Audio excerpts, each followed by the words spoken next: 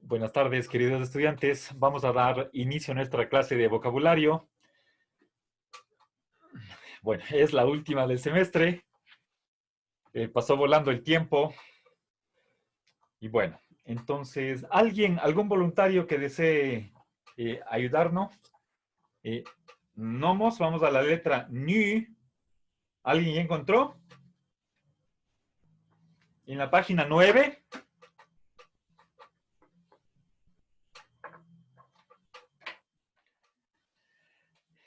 Pero no perdamos tiempo. ¿Alguien, por favor?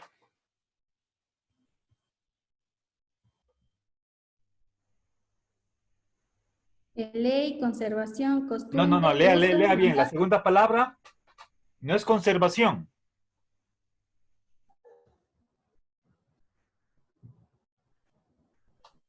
Ley.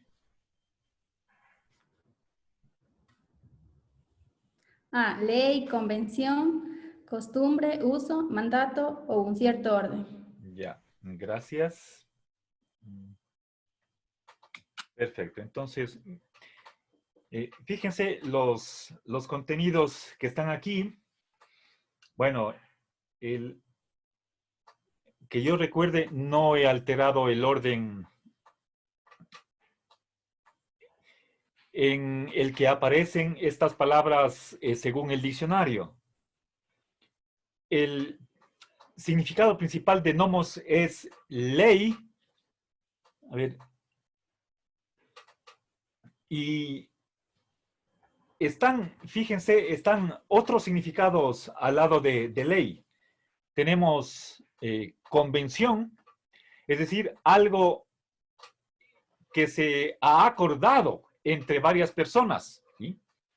Piensen ustedes, por ejemplo, en una asamblea constituyente, se reúnen por un determinado tiempo y a la final aprueban la redacción de una nueva constitución.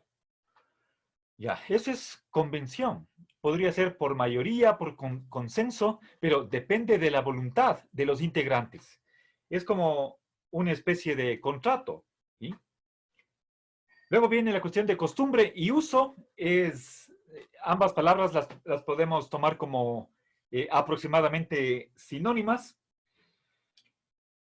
Y por último, viene la cuestión de mandato u orden. ¿Sí? Es decir, una obligación que nos imponen, obviamente desde una posición de autoridad. ¿Sí? A ver, entonces, recojamos los significados principales. En primer lugar ponemos ley. ¿Sí? Ahora, y el problema, a ver, ¿cuál es el contenido de la ley? ¿Sí? Ley es con otra palabra, es una norma que regula la conducta de los individuos que viven en una sociedad. Entonces, una ley nos dice lo que está permitido, lo que está prohibido, lo que es obligatorio.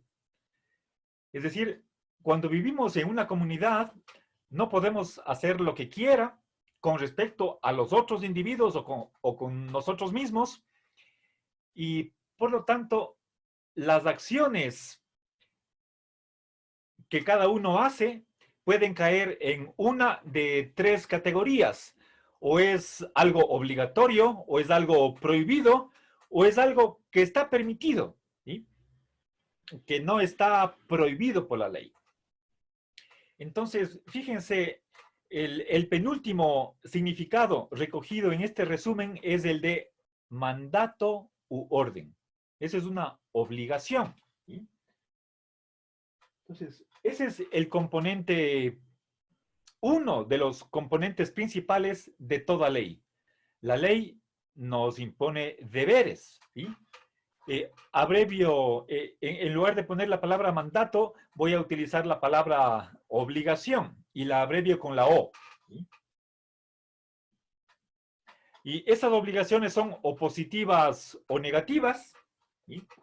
Y hay una tercera categoría que no es ni lo obligatorio ni prohibido, que es la licitud o permisión. ¿Sí? Actos que, con respecto a los cuales la ley no se pronuncia ni en contra, ni tampoco se los impone la obligación de realizarlos. Esos son los derechos. ¿Sí? Bueno, entonces, eso es, a ver, obligatorio, no obligatorio, ¿sí? Perdón, discúlpenme, la prohibición es la obligación de no hacer algo. ¿Sí? Por ejemplo, no fumar, no comer, no parquearse en tal lugar. ¿Sí? Esa es obligación negativa. ¿Sí? Obligación de inacción. Y piensen ustedes en el famoso, el decálogo. No matar, no robar, no mentir, ¿sí? Etcétera. Es no, no, no, como obligación.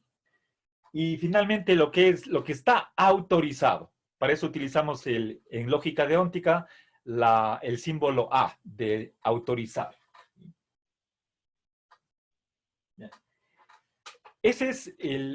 Ahí tenemos las tres categorías en las cuales se pueden dividir las normas. ¿Sí?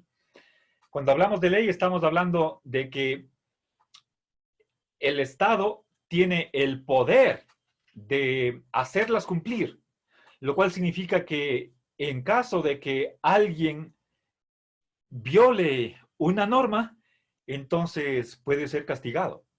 Por supuesto, tiene derecho a defenderse, por más que sea culpable, tiene que tener su abogado y el juez dará su veredicto apegado a lo que esté en la normativa. ¿Sí? Bien, ahora, ¿qué más se dice de la ley?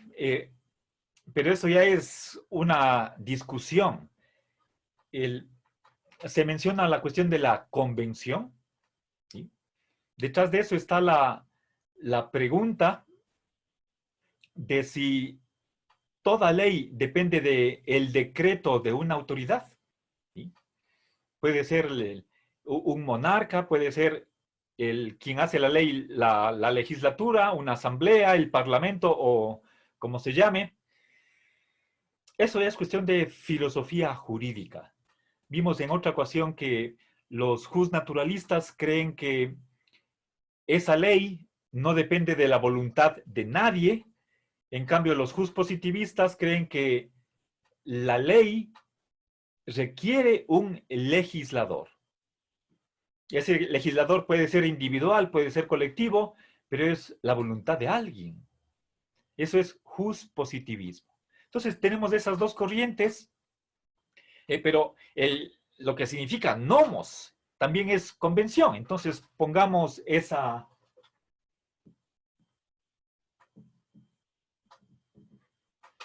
Y finalmente, la cuestión de costumbre. ¿Sí? También las costumbres, los hábitos, es algo nómico. ¿Sí? Aunque no quiero decir que toda ley tiene su origen en una convención o es simplemente tiene su origen en las costumbres de las gentes. Lo que estoy diciendo es que la palabra nomos significa estas tres cosas. Entonces, que se entienda bien. ¿Sí?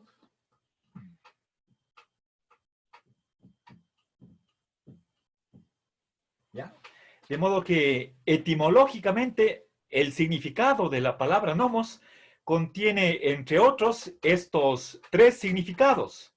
Y recuerden que he estado incluyendo la significación de mandato u orden dentro de lo que es ley. ¿Sí? Aquí está la O significa obligatorio y algo que tenemos que hacer. ¿Sí? Nos guste o no, queramos o no, o incluso contra nuestra voluntad. Ahí ya no hay. A ver, iba a decir nada que hacer, pero el uno puede oponerse al cumplimiento de una ley. No toda ley que tiene su origen en una autoridad estamos obligados a cumplirla. Piensen ustedes si es que alguien es pacifista, puede ser por cuestiones religiosas, entonces se puede oponer a hacer el servicio militar. O si es que el país está en guerra y se hace un llamamiento a las personas para que se enlisten en el ejército, alguien puede decir, mi religión lo prohíbe. Y por supuesto, tiene que presentar evidencias que efectivamente pertenece a tal comunidad religiosa y una creencia de esa religión es el no usar la violencia, peor matar. ¿Sí? Bueno, entonces, por motivos de conciencia, eso nos permite, incluso está reconocido en la Constitución, uno puede oponerse al cumplimiento de la ley. ¿Sí? O sea, la ley no se puede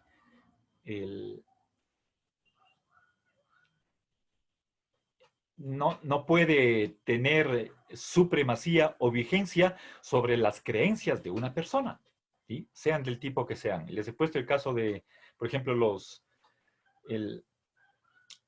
un grupo que se opone a cierta actividad que está mandada en la ley. Bueno, ahora, a partir de nomos, tenemos la palabra autonomía. ¿Sí?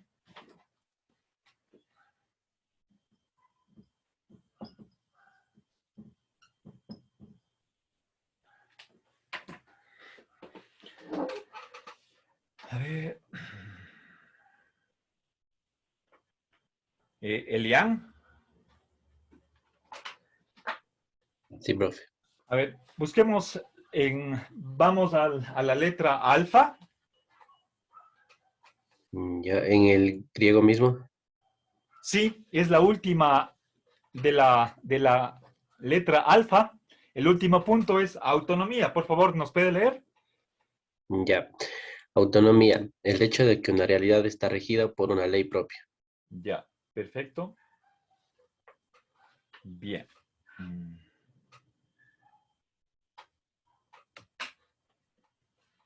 A ver, para empezar, fijémonos en los componentes de esta palabra. A ver, tenemos en primer lugar auto, autos. Eso significa por sí mismo. ¿Sí? Piensen en automóvil, ¿sí? Autómata.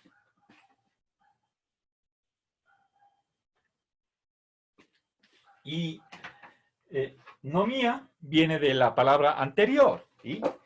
Entonces, literalmente, ¿qué significa autonomía? Es esa cualidad de que las leyes son autoimpuestas. Las leyes son elaboradas por uno mismo. ¿Sí? Entonces pongamos ley por sí mismo.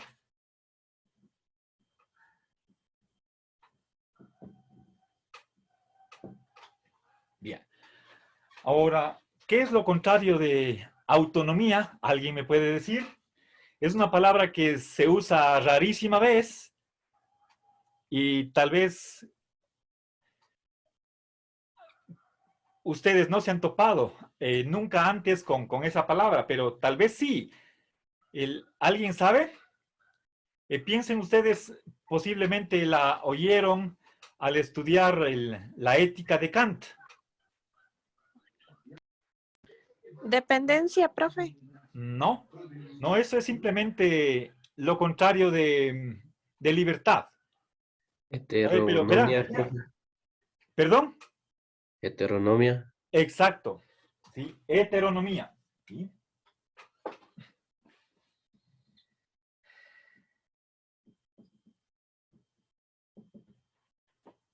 ¿Sí? ¿Y qué significa heteronomía?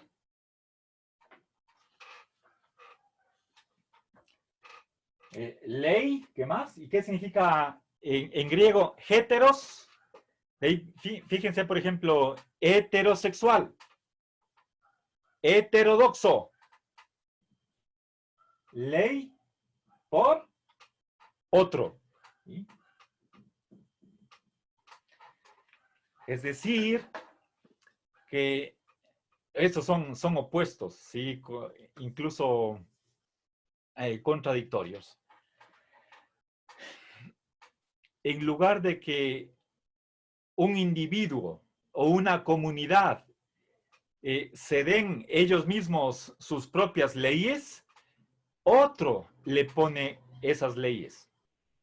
El caso típico para ilustrar esta segunda situación sería el de Moisés, que recibe en el monte Sinaí las tablas de la ley de manos de Dios. ¿Sí? Entonces es Dios quien está diciendo lo que se debe y lo que no se debe hacer, lo que está permitido, lo que está prohibido. Eso es heteronomía. En cambio, cuando la misma sociedad tiene un procedimiento para elaborar sus propias leyes, entonces eso es autonomía. Incluso dentro de un mismo país, la Constitución puede permitir que haya regiones autónomas con sus propias leyes. Por ejemplo, se reúnen 2, 3 provincias y se ponen sus leyes. ¿Sí? Se puede reunir, por ejemplo, Guayas y Santa Elena.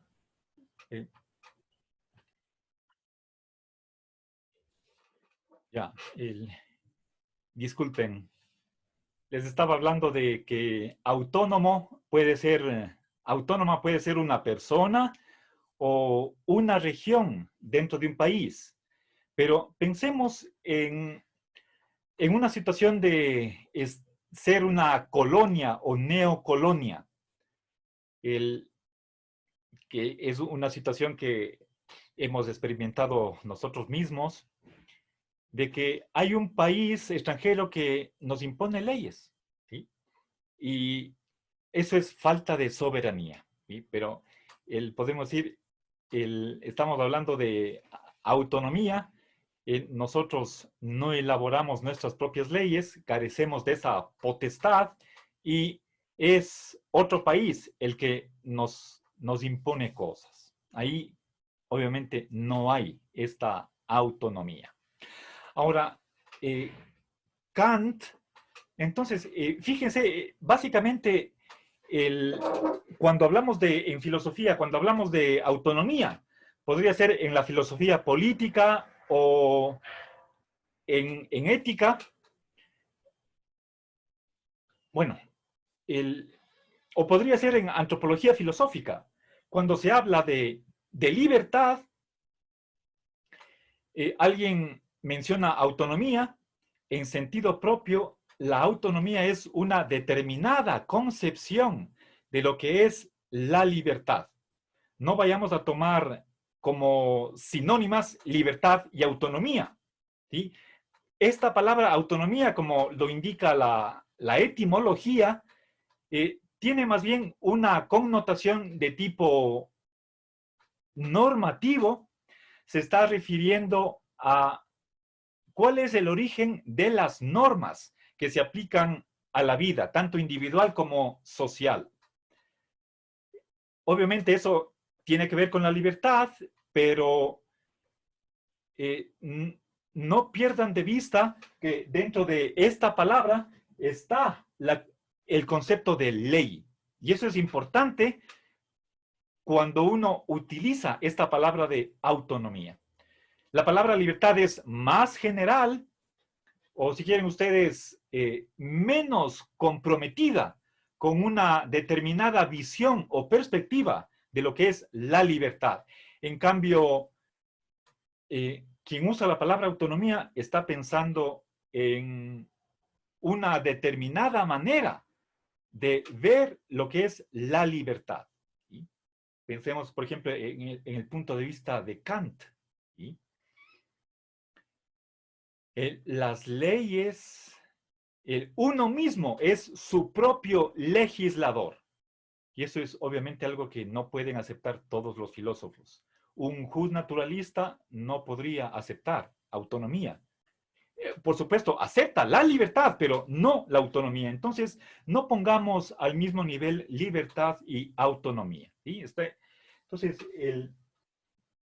obviamente se pueden desarrollar maneras de determinar la ley. Toda sociedad tiene sus procedimientos, sus normas para que se produzcan las leyes y de modo correcto. Y se supone que la autoridad tiene que cumplir ciertos mandatos para que las leyes que crea sean obedecidas. ¿Sí? Caso contrario, estaríamos cayendo en una autoridad arbitraria que no tiene legitimidad. Bueno, obviamente cada concepto está relacionado con otros, está incrustado dentro de una red de conceptos y eso complejiza la explicación de cada uno de los conceptos, pero no podemos hacer otra cosa excepto quedarnos con lo esencial. ¿Sí? Bueno. Pasemos a otro par de palabras que tienen su uso, su aplicación en el ámbito de la ética. Veamos la palabra arete en griego y virtus en latín.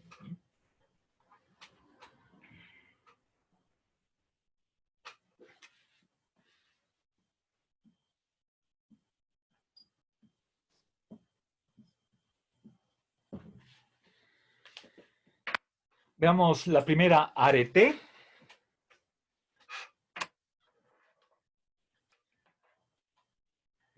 ¿Está ahí Cristel?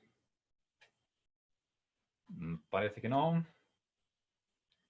Lisbeth. A ver.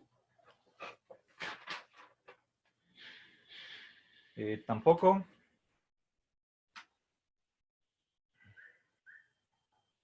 Alexandra. Sí, profe. Por favor, vamos. ¿Ya encontró la palabra? Estoy buscando, profe. Arete, vamos a la... A ver, debe estar tal vez vean en la página 2. En los últimos puntos de la página 2. Ahí encontré, profe. Ya, por favor. Virtud. En Aristóteles, la virtud es respecto a una cosa, lo que completa la buena disposición de la misma, lo que la perfecciona. Ya, gracias. Bien, arete. A ver, entonces tenemos aquí mención de un filósofo particular que tiene esta concepción, pero creo que no es, podríamos decir que es una visión aristotélica, pero en realidad puede ser compartida por incluso autores que no son aristotélicos. Bueno, tenemos aquí cita textual. Lamentablemente no está aquí consignada la referencia de dónde está tomada esta cita, que está entre comillas. A ver, dice, lo que completa la buena disposición de la misma. ¿Sí? Lo que perfecciona. ¿Sí? A ver. Bueno, verán, si quisiéramos nosotros con una sola palabra explicar el contenido de arete, ¿sí? Entonces pongamos virtud.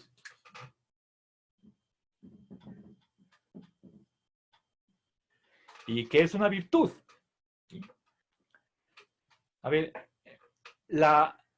verán, aquí se está hablando de una disposición, ¿sí? O quizás con una palabra similar, una predisposición. Es decir, es una especie de inclinación, es un hábito que uno tiene que le facilita realizar ciertas acciones. Cuando hablamos de hábito, es algo que se ha ido adquiriendo a través de una repetición. Podría ser un ejercicio, un entrenamiento. Obviamente eso es una cuestión de años, desde que somos niños o adolescentes, en la casa, en la familia, recibimos esa educación, una inculcación de virtudes, una adquisición de hábitos, y a la final el resultado de esa práctica constante, habitual, es que quien practica las virtudes está perfeccionándose. Ese es el efecto, la consecuencia de la virtud. Bien, virtud, a ver, entonces, decía, es una predisposición, una actitud, ¿sí?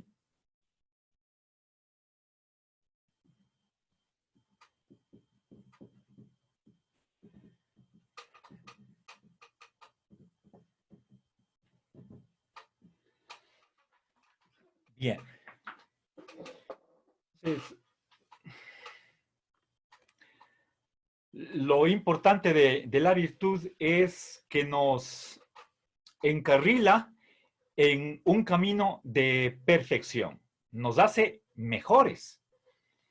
Eso es lo que hace toda virtud. ¿Cuáles son las virtudes? Desde la antigüedad se ha discutido, se han hecho clasificaciones, igual lo hace el cristianismo. Permítanme simplemente mencionar que, por ejemplo, Platón habla de virtudes de la inteligencia, virtudes de la voluntad, virtudes como por ejemplo la prudencia, la valentía, o en caso de los apetitos y pasiones, la moderación. En el caso del cristianismo tenemos otras virtudes, como puede ser la justicia, la compasión, el amor, etcétera, etcétera, ¿sí? Entonces, bueno, pero esos son simples ejemplos, ¿sí? Lo que tenemos nosotros, lo que está escrito en el pizarrón, lo que se ha leído, pretende capturar lo que tienen en común todas esas virtudes. Bueno, obviamente la determinación de qué es una virtud, cuál es su clasificación, eso es algo que compete a la ética, ¿sí? La virtud es una característica de la personalidad, es una propiedad del carácter, algo que nos acompaña. Obviamente, así como se puede adquirir, también se puede cambiar, se puede perder. Es algo dinámico y fíjense, o sea, algo que se puede desarrollar, tener en mayor o menor medida. Los antiguos insistían mucho en la virtud.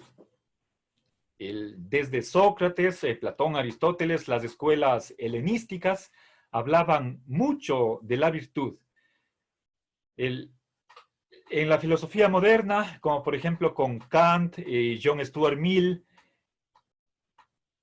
la virtud ha pasado a segundo plano, pero nuevamente en el siglo XX se ha tratado de recuperar una ética de la virtud y volver nuevamente a la concepción que tenían los antiguos griegos del rol, del papel que tiene la virtud dentro de la vida humana, tanto individual como colectiva. Por ejemplo, hay movimientos en filosofía política que trata de cultivar una virtud cívica, virtudes democráticas.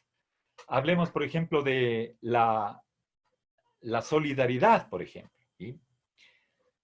Bueno, ese es el ciudadanismo, entre otras. También, por supuesto, los humanistas en el Renacimiento, siglos XIV, XVI, también insistían en eso. Bueno, teorías de la virtud es una por lo menos de las tres más grandes concepciones de la ética que actualmente se discuten. Bien, ahora pasemos a un conjunto de conceptos que tienen que ver con la ontología. Hay un grupo, si quieren ustedes, una familia de palabras que quiero explicar. No sé si alcance a ver todas. A ver, la primera está en griego, empecemos por ahí, y es hipokeimenon. Y las que están relacionadas con esa palabra es sustancia, sustrato, supuesto, supósitum, sujeto. ¿Sí? Entonces, empecemos con hipokeimenon. ¿Sí?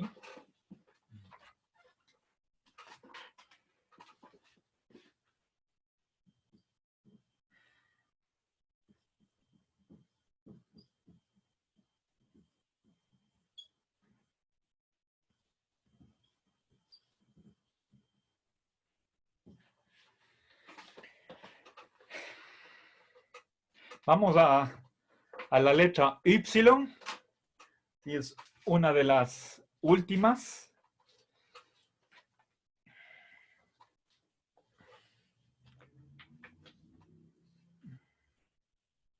Tania. Sí, profe. En la página 13 ya encontró la palabra. Página 13, revise los últimos puntos.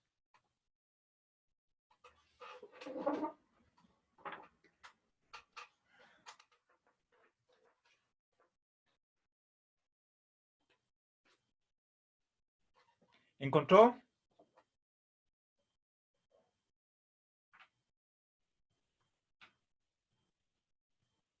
Profe, ¿es la que está ahí atrás de usted?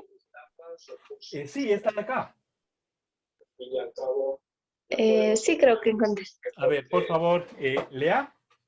Sujeto, cierta realidad acerca de la cual puede decidirse algo. No. Lógicamente, ¿Puede qué cosa? mande, puede decirse algo. Ya. Lógicamente, aquello de lo cual se predica algo. Ya. Bien. Entonces, gracias.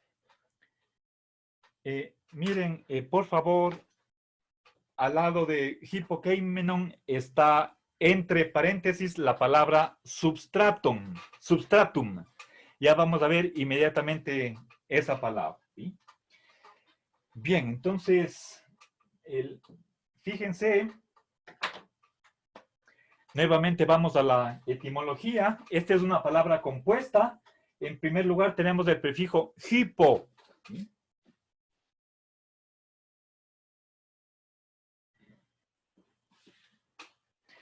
Ahora, keimenon es un participio presente. Y hipo significa debajo. Hipo. A ver. Recuerden, aquí tenemos el espíritu áspero. Por lo tanto, al momento de pronunciar en griego esta palabra, tenemos que hacer un sonido, es aspirar la Y, como si pusiéramos una J delante de la Y. Por eso es hipokeimenon. En latín, el espíritu áspero se transcribe por la H. ¿Sí?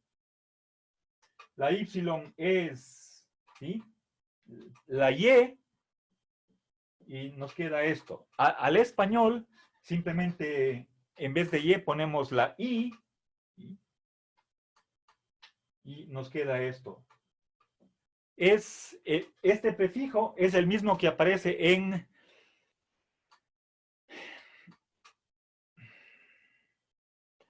hipótesis, lo puesto debajo. ¿Sí? Hipotermia, una temperatura baja. ¿Sí?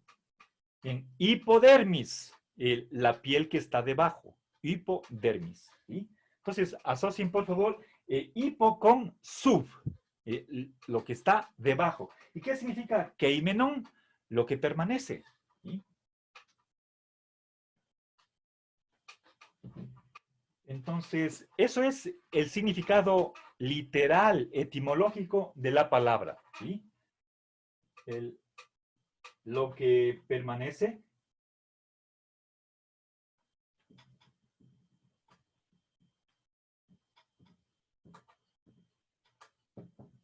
Lo que permanece debajo. ¿Sí? A ver, por ejemplo, si es que, bueno, esta palabra es muy empleada al momento de, perdón, de explicar el cambio. Por ejemplo, que el agua pase de estar fría a caliente. ¿Sí? O una comida, sacamos de la refrigeradora, está fría. La ponemos, está en una olla, ponemos sobre el fuego, la calentamos y al final se calienta, ¿sí? De fría pasa a caliente. ¿Qué es lo que permanece? O sea, ahí hay un cambio de frío a caliente. ¿Qué es lo que está debajo de ese cambio? La comida o el agua. Entonces, ese es el hypokeimenon, lo que permanece debajo. ¿Sí? A ver, una persona de joven pasa a adulta, de adulta pasa a vieja. ¿Sí? Eso es cualidades temporales, ¿sí? Que tienen que ver con la edad. Pero hay algo que permanece debajo de ese cambio de edad, la persona, ¿sí? El ser humano.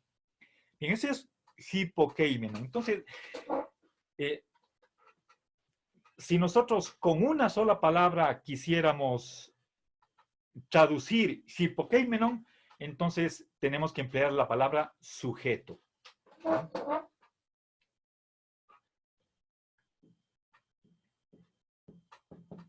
¿Y qué es un sujeto? Y nuevamente, fíjense aquí el sufijo, nuevamente subjectum viene del latín.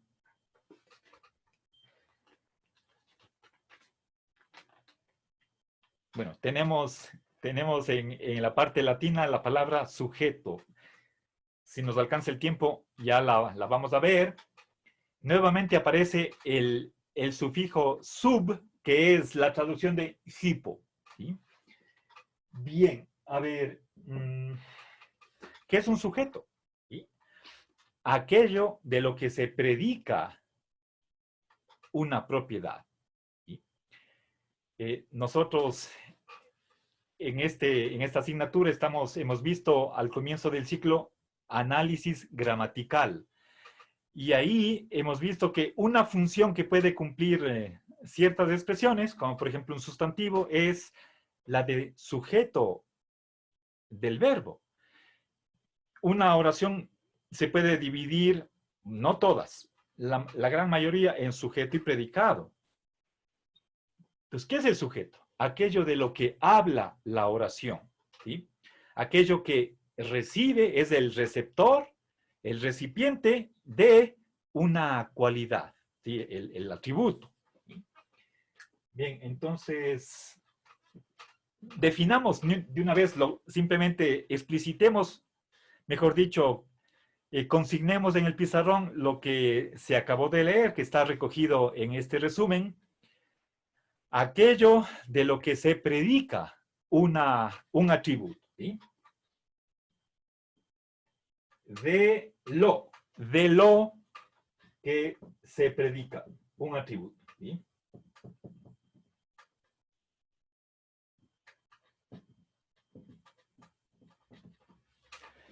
Bien.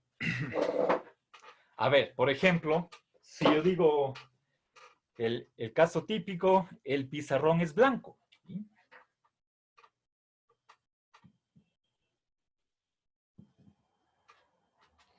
¿Ya? Aquí tengo una oración tengo el verbo ser. Es un verbo copulativo. Recordemos análisis gramatical. ¿Qué cosa es blanca? Respuesta, el pizarrón. Eso es el sujeto. ¿Y es qué cosa? Blanca. Eso es el atributo. Entonces, ¿qué es lo que expresa esta oración? ¿Sí?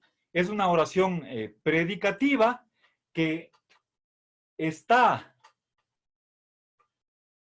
dando esta cualidad a este sujeto. ¿Sí? Entonces, eso que nosotros expresamos en términos gramaticales se puede entender en sentido ontológico. Hay un objeto, ¿sí?, que tiene una propiedad. Aquello que tiene esa propiedad, ese es el sujeto. ¿Sí? Es como, recuerden, ya les he dicho en otra ocasión, esto es una cuestión no tanto, bueno, es gramatical, es lógica, pero a final de cuentas, en última instancia, es una cuestión de ontología, una cuestión del ser.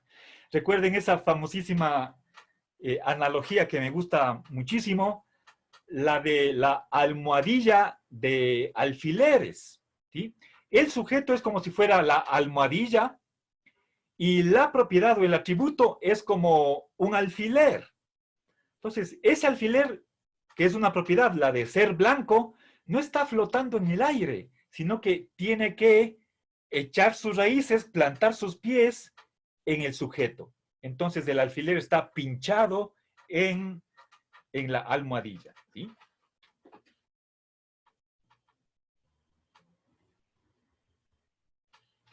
¿Ya? Entonces, el alfiler, esa es la propiedad, ¿sí?, y la almohadilla, ese es el sujeto. Bien.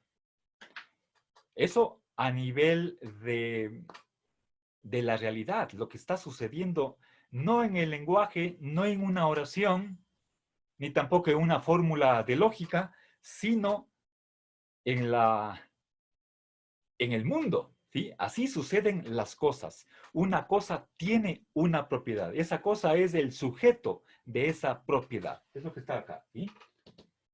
Bien. Ahora, pasemos al latín y busquemos la palabra substratum.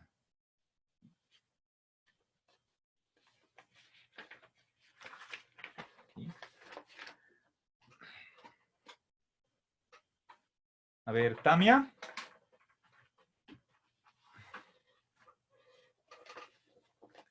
¿Está ahí, Tamia? Ya, profe. A ver, vamos a la S. Substrato. Página 29, ¿encontró? A ver. Sí, profe. A ver, Dice, lea, por favor. dice traducción de, no sé cómo se lee, profe. Literalmente lo que está debajo. pero no se apure, dice hipokeimenon. Esta palabra de acá, hipokeimenon. Ya. Traducción de hipokeinimo, literalmente lo que está debajo de sub, un estrato, una capa, etc. Es un soporte de otra cosa. Variedades de sustratos son la sustancia, el sujeto y el supuesto. Ya, gracias. Bien. Entonces, substratum.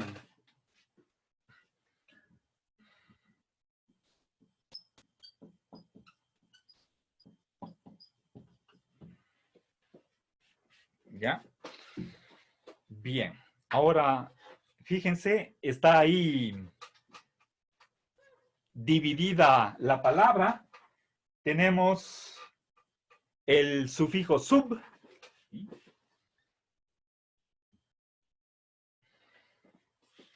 que es el equivalente latino de hipo, y esto es un estrato.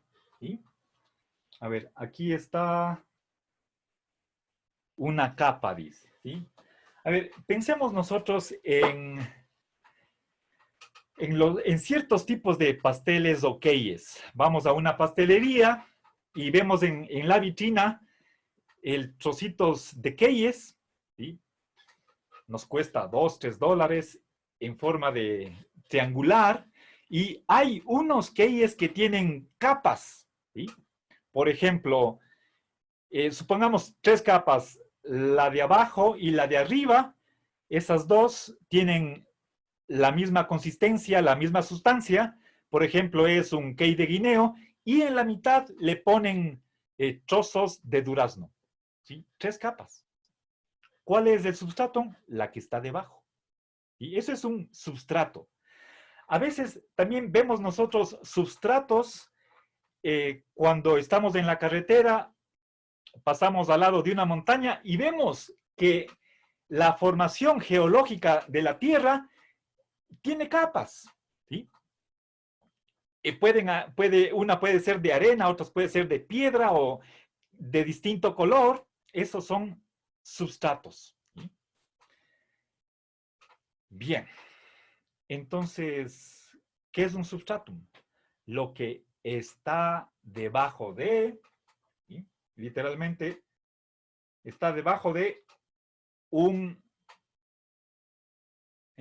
aquí dice, de un estrato, de una capa, o que sirve de soporte para, ¿sí?